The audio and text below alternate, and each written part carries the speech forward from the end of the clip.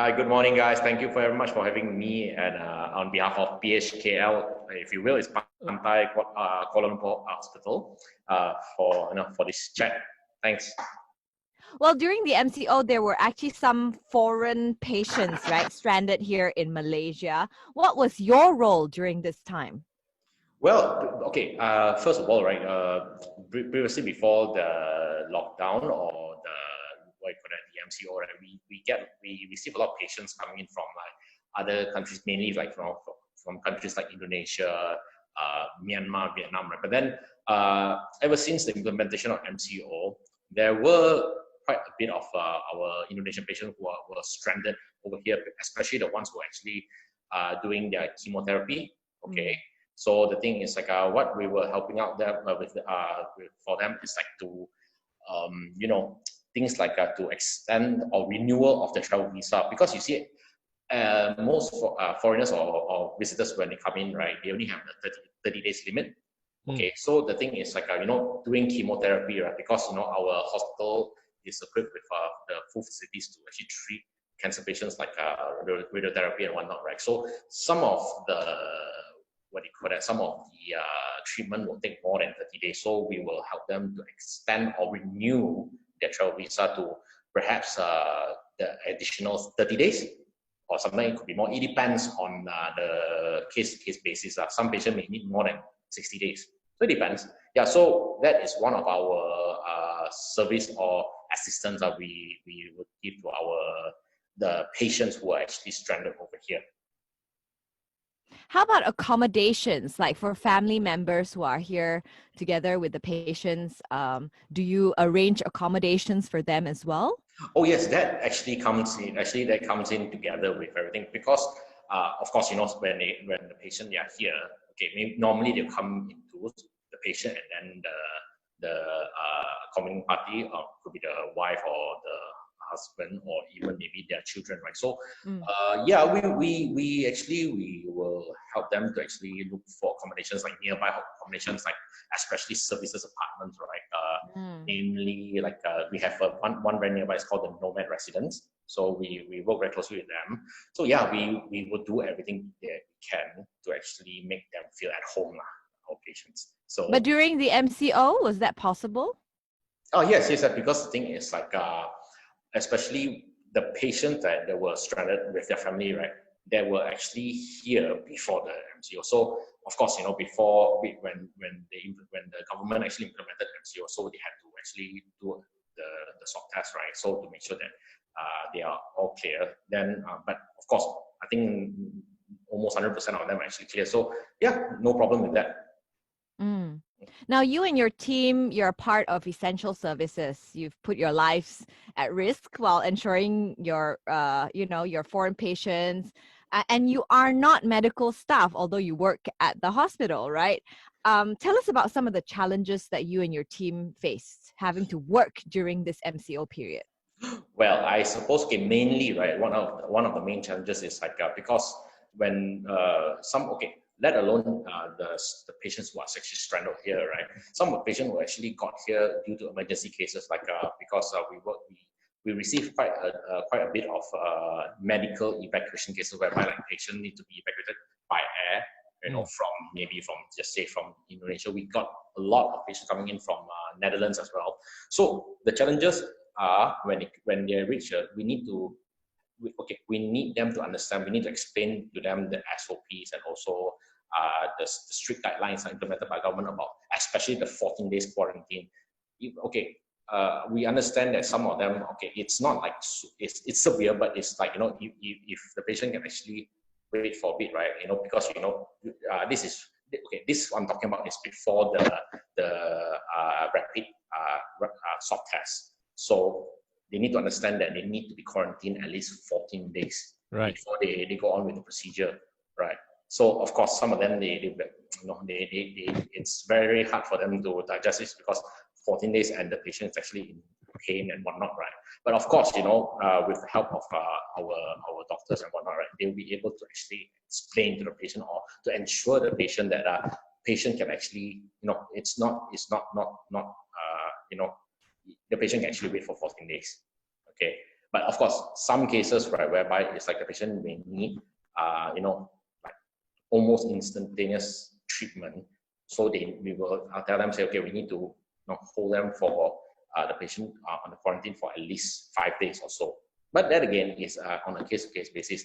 Okay, that is one of the challenge, right? So the other, okay, like what you mentioned, putting our life at risk, right? I would say like, sometimes it's like when we the toughest part would be working closely with the ED staff, right, which is the accident emergency department, right? Okay, things are actually very fast. And once we get a patient coming in, right, so we need to actually help assist the patient and the doctors to get to one point to the other point, right? So as you can see, every touch point, right, we are exposed to, or should I say, we are potentially exposed to the virus. You see, as we walk in, and then every touch point, right, anybody could be a carrier. We don't know. Yeah. But of course, that ultimately patients' safety comes first. So we just have to do it. But logistically, you were mentioning there are some cases where you had to fly them in, then they had the emergency services. But then we know like airports are closed, and then there's not enough staff, and then there's roadblocks everywhere. How tough was that logistically for you to do your job in the midst of all this? Okay, on the flight, right? Okay, because like for example, like there's a patient that needed to be evacuated, right, from say Indonesia, right? Okay, over that side they need to have a letter from the doctor over there stating that okay, this patient is actually of having this issue and then needs fast medical treatment as soon as possible and whatnot. And then as they fly over, so there are a lot of documents, you see, so they need to get the custom clearance also, they need to get the letter for the airlines as well, because the airlines also need to have that letter to know that, okay, this patient is so-called fit to fly and whatnot, right? Okay, and then when they get over here, and then, okay, another round of tests and procedures they need to go through lah. Okay, that is one thing. And if you mention about roadblocks and whatnot, okay, mainly roadblock is what we, the staff, right, are actually facing, right? Because as you can see, like if it's the patient, if it's in an ambulance, right, of course, we cannot give way to the ambulance. But like for us, right, normally when on a normal days, from like example from my house where I stay, which is in USJ, to come over to Pantai KL would take, even with the jam, would take at least perhaps 45 minutes. Sometimes, but then after when the MCO was implemented, right? So everyone's like, hey, the cars are minimized and whatnot. No traffic, but we were dreadfully wrong because of when we were on the way, right? And we saw like in front of us, there's like a long line of cars and what's going on. Then what we know that is like when everyone is actually interviewed by the officer saying that okay, right. So even though like I told them that that I work for a hospital and I have all the documentations, right? So he's asking me, you don't look like a doctor. I said, no, I'm not a doctor. And so I already explained myself. And then only you take up at least a good like 4 to 5 minutes and before they let me pass. So yeah, I suppose that is one of the challenges. And also, I mean, the more crucial part is like, getting stuck in a jam, and then we have one patient waiting for us in the hospital and whatnot. So after like a week or so, we got used to it already. So we have to leave earlier. Speaking of which, since you deal more with foreign patients, did you have more patients to deal with during MCO, or was it quieter?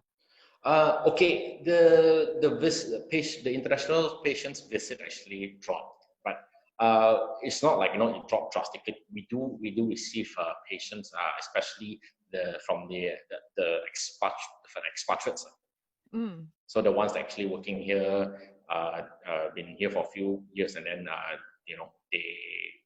they come here to seek their medical treatment, and they don't have to do the 14 days quarantine and whatnot, because they are actually here for a few years, right? Like example, we have a patient from a Chinese national patient who's actually an expatriate working in Terengganu. Okay, was it in Kemaman area? He was suffering from I think it was a stroke. It was a very severe stroke. So the company actually nearby Kemaman, there weren't any hospitals that with the right facilities and whatnot. Right? So they had to evacuate the patient to Pantai Hospital Kuala Lumpur via ambulance. So of course, he's considered as an international patient, but the thing is like he's an expatriate. So the process was relatively easier compared to a patient who had to fly in. He doesn't need to go through the 14 days quarantine and whatnot. So yeah, good thing. Unfortunately, the patient, is well now. It's very well now. So he had to stay here for almost a month, but then now he's better now. So to answer your question, yeah, we get we are still receiving a lot of patients from the expat community.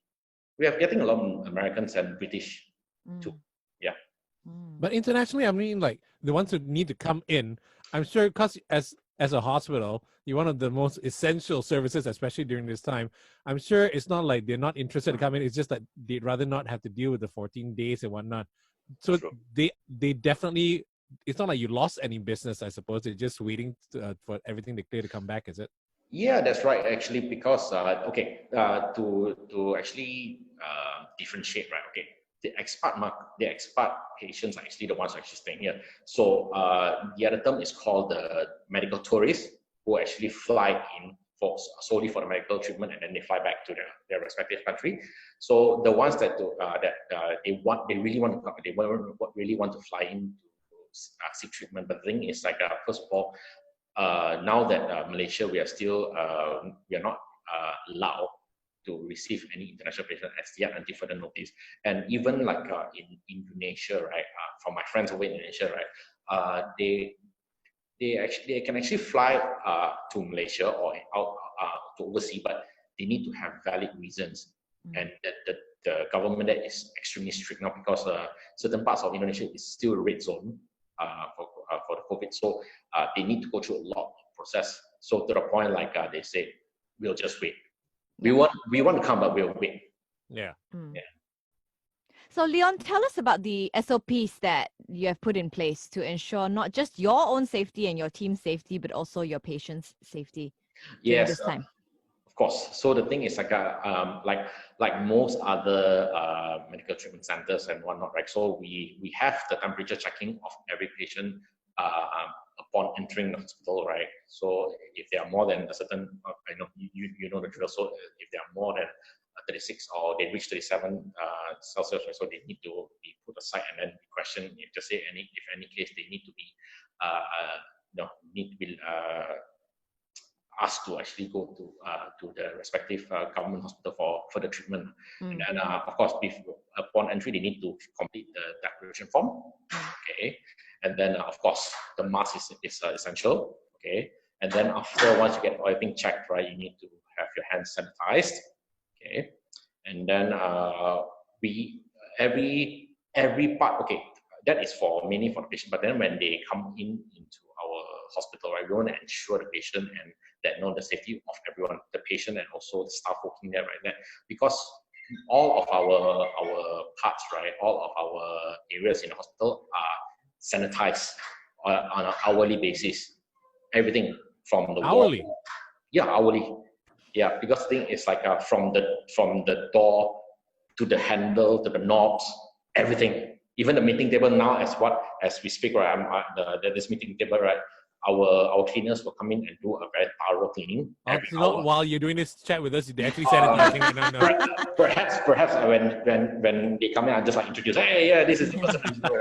Yeah, but the thing is like, yeah, they do it every hour. Yeah, it may sound, some people say, oh, what, every hour? But yeah, it's essential. It's super important. Because you're a hospital, especially. Is it only now though, during this COVID-19 pandemic, or do they do that every day as well? Yes, they do that every day, but it's not like an hour basis, perhaps maybe on a 3 to 4 hours basis.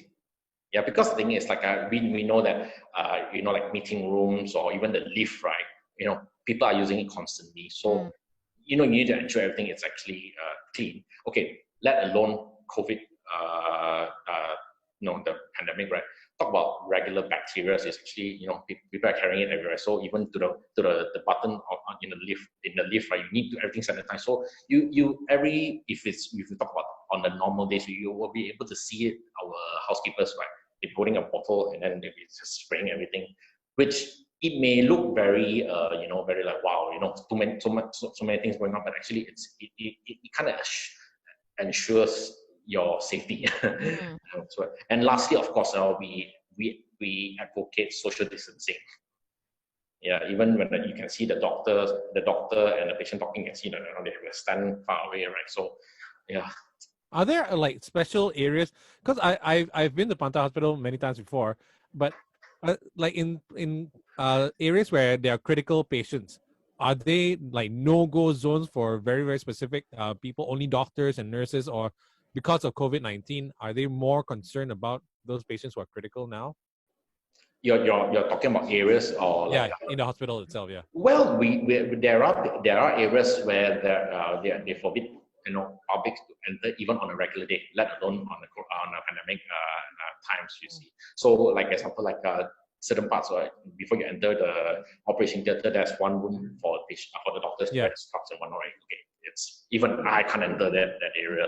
Right, so now with the corona pandemic, right, so areas like while visiting patient, right, now they kind of like they have to, instead of like you can visit a patient 3 times a day, now you can only visit one, and only every entry one person, and it must be it must be your wife or your husband, your children, or someone related.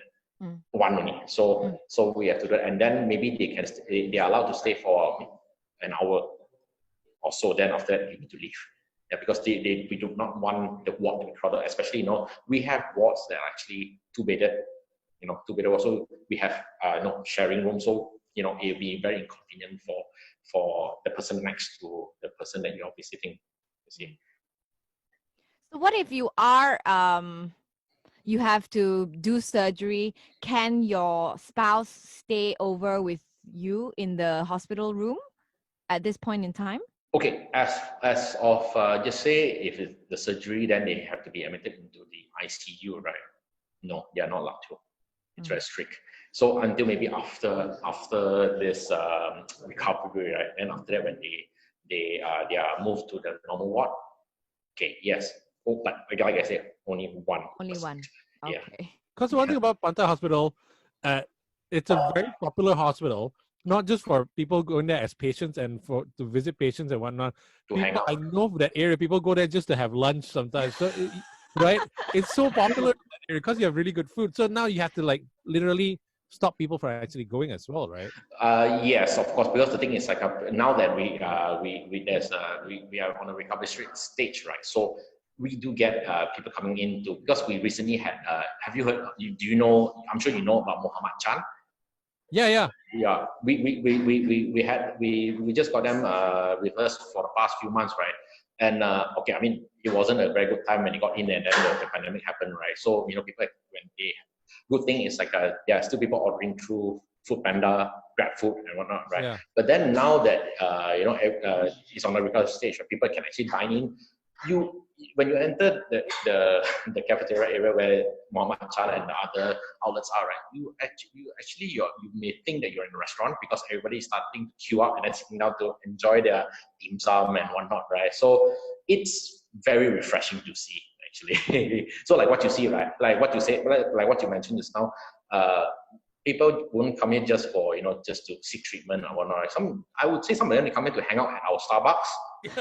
Yeah, hang out at Starbucks. Yeah, they hang out.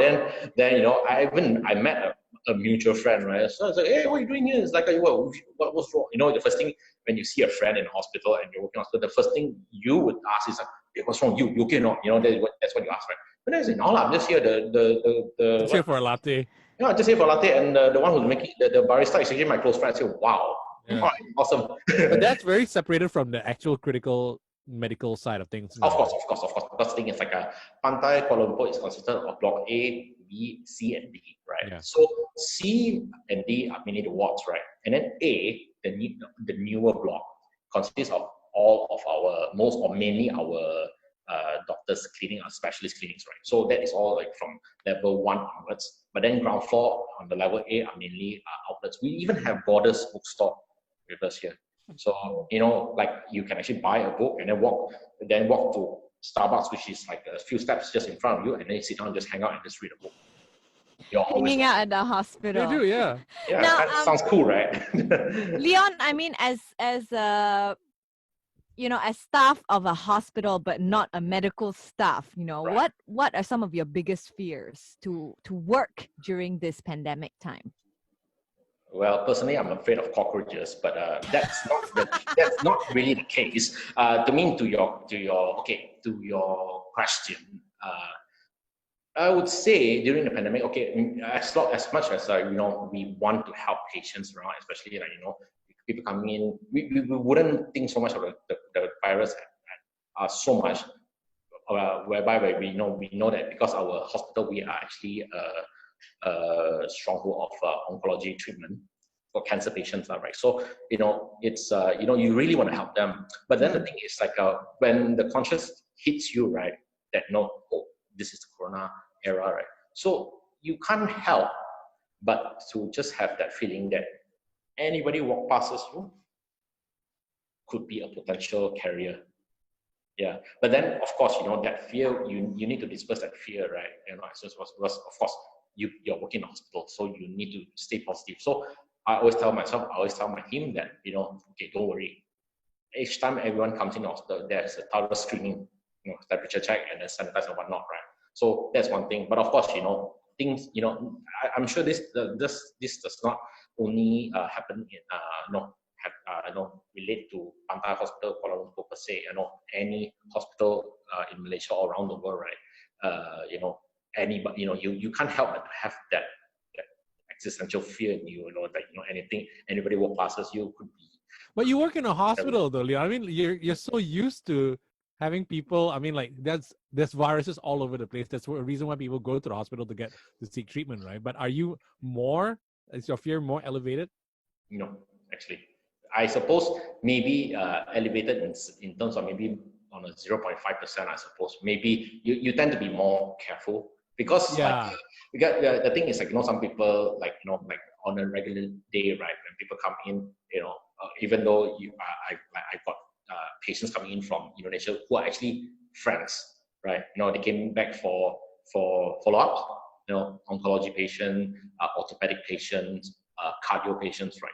So we became such good friends, right? It's like when you come back at the end, even though he's having maybe, I don't know, he's having a cough or what, right? He came back to see the cardiologist, right? I'm so used to it to the point I can actually, give him a friendly hug and say, I do not want to see you here, but it's good to see you here. I wish to see you outside at a restaurant or something like that. But now with this, right, I'm still very glad, I could serve a friend, I can help a friend out. But instead of hugging, I stay far like, hey, how are you doing, man? So that's the only difference. It's not that you're fearful of him; you're just cautious. Yes. So yeah, just cautious. I mean, you can see a drastic change around. Last time people can actually go near very nearby, and then a very good, close, friendly intimacy while speaking. But then after that, you can see people just staying far away with the mask and whatnot, right? And for information, wearing a mask in the hospital, it's very like my case, because me and my team, we walk a lot, to serve our team. But then wearing a mask, it's very suffocating. But you will need to get used to it. Yeah.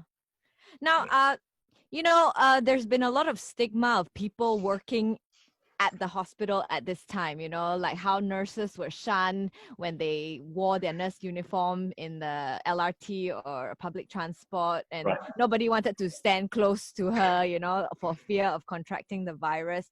What did your family think about the risk you put yourself through during this time? Well, I get that a lot, actually. I get that a lot of when and especially my friends, right? When I tell my friends that I work in hospital, first they'll ask me two questions: "You doctor? No. You nurse? No. Then what are you?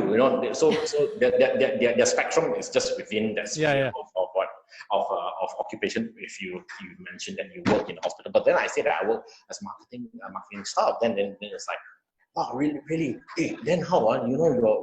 You walk around the people who know they got corona. I say, well, I don't know. I don't really answer so much. I just let them say, nah, it's fine, But of course, my family members, they are more concerned and they are very dear to me, right? So when they ask me, especially my mom is like every day texting me, you okay not, you okay not. So the thing is like, I told her, say like, unlike most moms, right? Like, oh my God, no, you're working in the hospital, no, how, But for me, it's like, my mom, it's cool about it. She just told me, she just said like, okay, I just make sure you wear a mask, sanitize your hand, drink more water, and that kind of stuff. So I was quite surprised, and I kind of feel like, is my mom not loving me too much or something? No, but no, it's just her. She's just being a cool mom, so she knows he's a big boy. He'll take care of himself. So yeah, I think that is for my family. I'm not sure about the rest, but I can understand if the family of others they will tend to be how they tend to have this like fears. Oh my God, you're working in hospital. How? I think you better resign this and that. So it happens. Yeah. But you didn't like when you get home after work, do you take certain precautions to ensure that you don't bring anything back home? Well, okay, because the thing is like, of course, I can't take a shower at the hospital then walk out and whatnot. Right? Because the thing is like, normally what I do is that when I reach home, first of all, I just sanitize my hand. I will throw away the mask that I was wearing, right? So I mean, this may sound a bit ridiculous, but in my car I have a sanitizer spray, so I just no, that's not very, I have that as well. Yeah, I do too. Thank you guys. Thank you guys. So the thing is like, I spray a bit, and after when I get back home, like, so as I get into my house, the first thing I just hit the bathroom. I just take a shower. Yeah. Everything. So yeah, then after, even though you feel like you may not have any close contact with any, you may think that it's potentially affected or what, right? But it's just a precaution. So yeah, I think that should suffice. Just take a shower.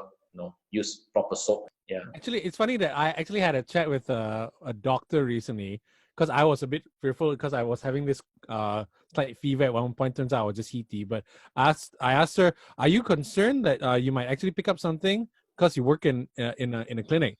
Then she told me something that will stay with me forever. It's like, we take a lot of precautions so that we don't pick up anything just along the way. It's like how bankers, if you work in a bank, you don't accidentally just pick up money all along the way. I'm like, that's true. That's very true. Good case. Very good point. Very good point. Now, Leon, have you been working throughout, like from the start of MCO until now, our MCO? Have you been working, or have you had any chance to work from home? Oh yes, I mean, I did get a chance to work from home. I would say working from home is both a privilege and also a disaster. Why? Well, okay, let me just highlight on the privilege part. Is basically, right, okay, at the comfort at your home, or that's what they say, right? At the very comfort of your home and whatnot, right? So the thing is like, you can actually wake up maybe a bit later. I will wake up actually 6 o'clock, or maybe earlier than that, right? Then this time I just like force myself to wake up around 6:30. I know it's nothing much, but the thing is like, it makes a lot of difference to me. So I can slowly go out and buy my breakfast and come back and start work at 9 o'clock. My boss sends me email and then we start to chat or not, right? So everything is at the comfort of own room. And then to the point, right, if I have to actually work on a very long email, I need to actually help my colleagues to actually troubleshoot or to work on a case, right, whereby there's a feedback from a patient and then we need to work together, right? So you need to crack your head, right? So in the office, all you can do is like to find you just have to munch on something but not. But at home, I can actually while I think, right, I can grab my guitar and I just strum a few times and then then I just reply on that or not. So that is the privilege, right? But on the disaster is like, this is my working station and then the side is my bed. So what happens after that already, right? So you just type a few times like, it's tired, just go, and then when you wake up, right, after a half an hour nap, right, you open up your WhatsApp, you have like 100 over messages.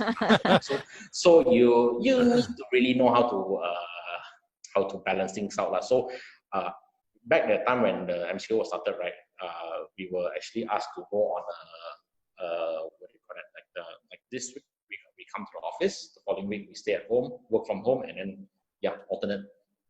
Alternate weeks. Okay. Also was okay. So what did okay. you learn from this entire experience of overcoming some of the challenges working during this pandemic? I would say I've never been disconnected on this as in THIS connected with my friends and family. Yeah, so it's like before this, like you know, just like my mom, hey, you makan already? Yes, okay, then that's about it, right? Whereby it's like, you know, now that you can't go anywhere and then you just have to stay home and work from home or whatnot, right? So you may have like, you know, a good 1 hour and just saying call your mom. Because I'm from Penang, so a lot of my family is actually still in Penang. So I call back, it's like, hey, how's Penang? You know, suddenly from talks about, you know, COVID, it turns to, you know, back stories about, you know, 20 years ago, what we done, you know, as kids and whatnot, right? So that's one thing. And then and I also learned that it's important to get updated with real news, you know, during this pandemic, right? You know, WhatsApp, Facebook, right? Everybody can just post anything and then say that, oh, Corona is actually it's actually caused by this or it's caused by that. No, you should take this precaution. You must. Then suddenly, my mom became overnight pandemic expert.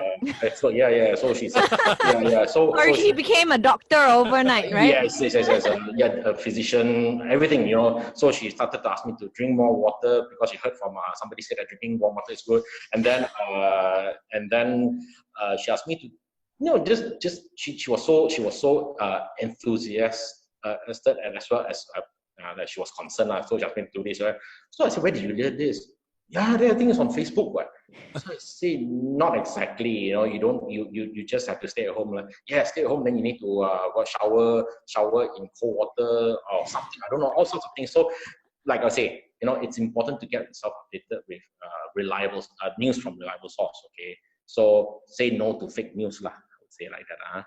So these are some of the important things I've learned. You know, last time, you know, when before pandemic, you can just open up your Facebook or your social media and you can see people post anything like, you just go there. But then now you tend to be more thankful, like, this one real or not? No, this one is not real. So it's important to get yourself updated with the actual news lah. So like I say, you can KKM is one of the very good source of updates. All right. Now, what is your advice then, Leon, to Malaysians as we hopefully near the end of this pandemic?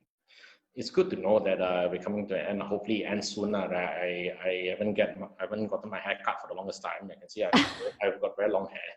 Yeah, ponytail now, right? Yeah, exactly.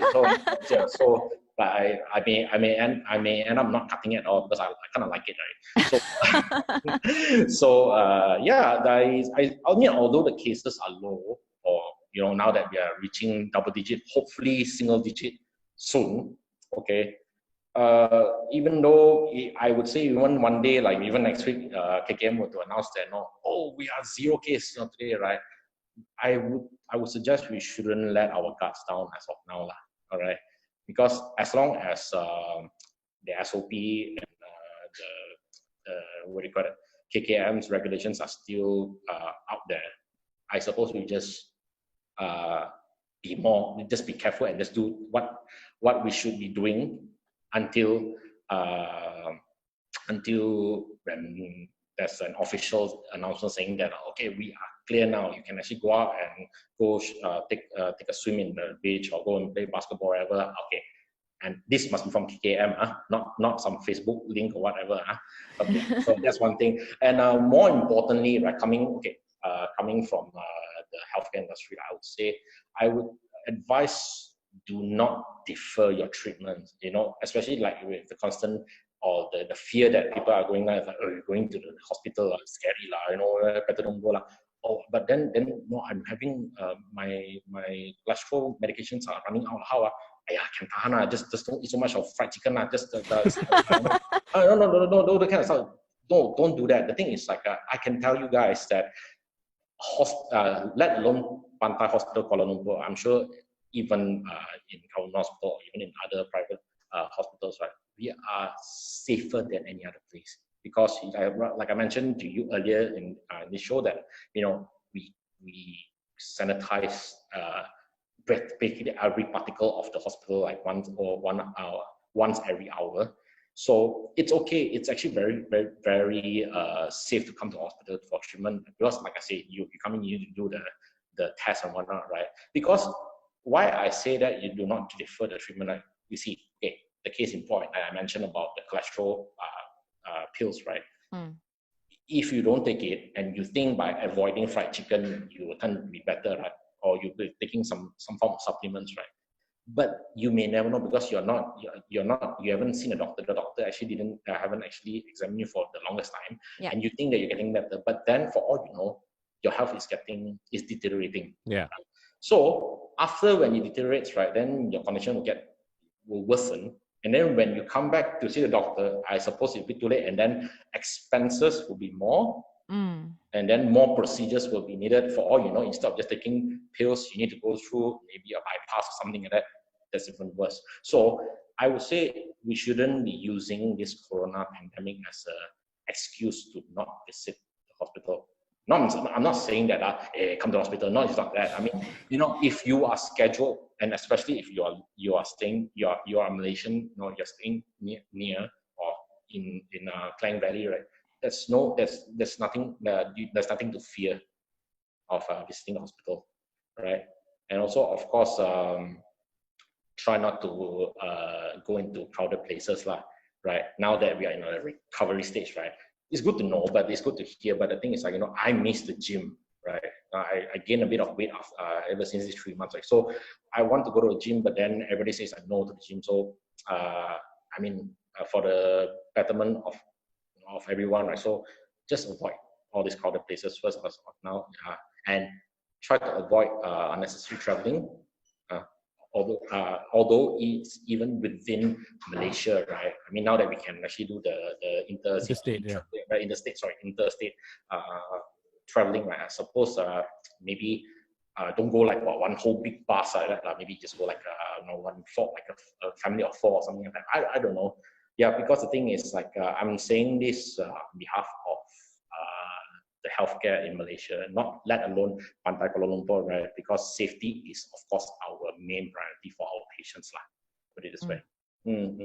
I always wonder how dirty were we that we have to be told to wash our hands now just because of a pandemic, right? Yeah, and last time, you know, when they say like now from our because we have a department, they call it the quality department, whereby like they want to ensure the hygiene, it's tip top and whatnot, right? So she said, then they will tell me like you need to, while you wash your hand, right, you need to make it at least 30 seconds.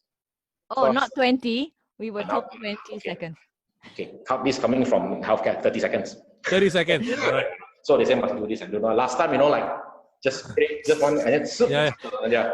So now, like what you say, I can imagine how dirty we were. Well, thank you so much, Leon, for speaking to us, and thank you for working so hard for everyone's safety, not only Malaysians, but also people living here in Malaysia.